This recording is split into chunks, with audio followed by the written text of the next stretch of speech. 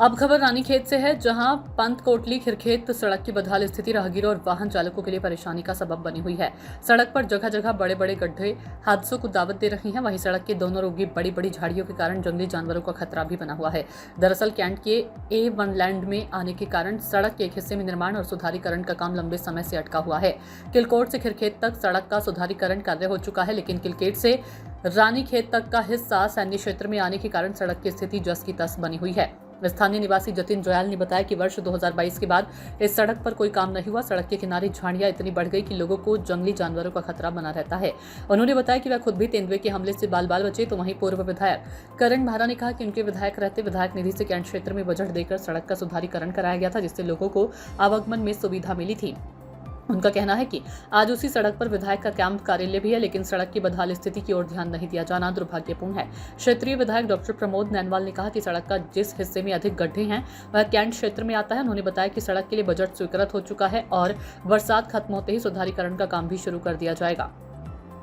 ये सड़क का नाम पंत कोटली खिरखेत मोटर मार्ग है और 2022 के बाद इसमें कोई भी कार्य नहीं हुआ है। जैसा कि आप देख ही रहे हैं, इसमें स्कूल के बच्चे जाते हैं, बुजुर्ग महिलाएं, गाड़ियां भी चलती हैं, लेकिन शासन प्रशासन ने इसमें कोई सुध नहीं ली आज तक। और ये एमयू लैंड आर्मी के अंडर आती है। कल की दुर्घटना बताता हूँ मैं आपको। मैं रात को 8:30 बजे करीब घर को आ रहा था, तो झाड़ियों के बीच से 2 बाघ तेंदुए निकल के एकदम चार्ज हुए मेरे पे, जिससे बहुत खतरनाक स्थिति हो गई थी। और मैं ये चाहता हूँ कि इस रोड की स्थिति सही हो, जिससे हमारे स्कूल के बच्चे चलते हैं, बुजुर्ग महिलाएं जाती हैं और काफ़ी आवाजाही है इस रोड में। नहीं, बिल्कुल मैं आपकी बात से सहमत हूँ। माननीय मुख्यमंत्री जी ने जब से उनका पूरा, मैं तो कह रहा हूँ कि बहुत सूर्य की भांति चमकदार उनका कार्यकाल रहा है।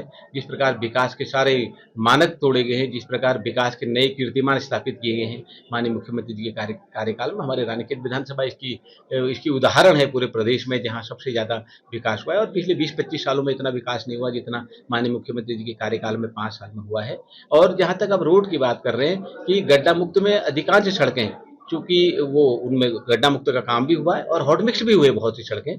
और जहाँ तक अभी आप मेरी बात भी हुई आपसे, जो हमारा रानीखेत है वो कैंट के अंतर्गत में आता है।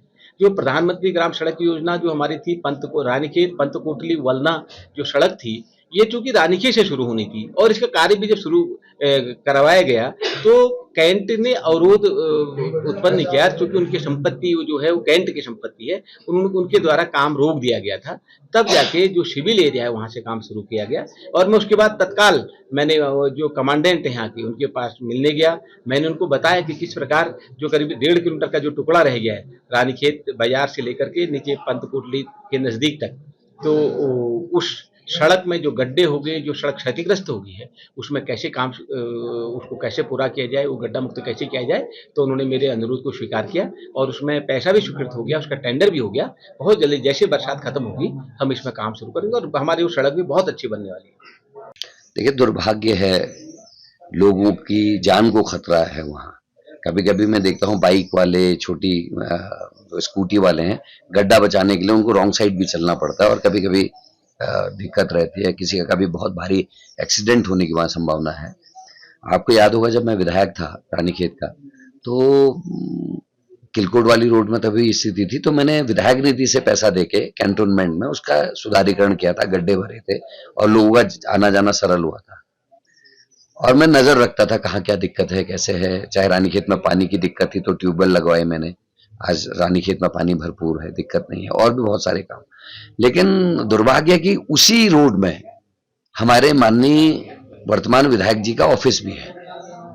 वो वहीं रहते हैं, मजार के पास में नीचे, आदरणीय रावत जी के घर में रहते हैं, वकील साहब के घर में नहीं कमरा लिया हुआ है, लेकिन उनको दिखाई नहीं देता कि क्या हो रहा है क्या नहीं हो रहा है। क्या दिक्कत है कि 5-7 लाख रुपया अगर विधायक निधि से स्वीकृत कर देते तो आज ये दुर्दशा नहीं होती, किसी का एक्सीडेंट नहीं होता। और विधायकों को ध्यान रखना चाहिए, जो विधायक निधि है वो होती ही इसीलिए है कि कहीं कोई कमी बेसी है, कहीं से कोई काम नहीं हो पा रहा हो, पब्लिक परेशान है, तो वहाँ गैप फिलिंग करी जाए उस पैसे से। लेकिन दुर्भाग्य है कि विधायक जी की नजर अभी तक उस रोड की ओर को नहीं गई है। सूचना इंडिया के सभी दर्शकों को बधाई। अब आप सूचना इंडिया देख सकते हैं जियो टीवी चैनल नंबर 4053 पर भी। साथ ही सूचना इंडिया के सभी सोशल प्लेटफॉर्म इंस्टाग्राम, फेसबुक और ट्विटर से जुड़े और पाएं आपके क्षेत्र से जुड़ी हर एक खबर।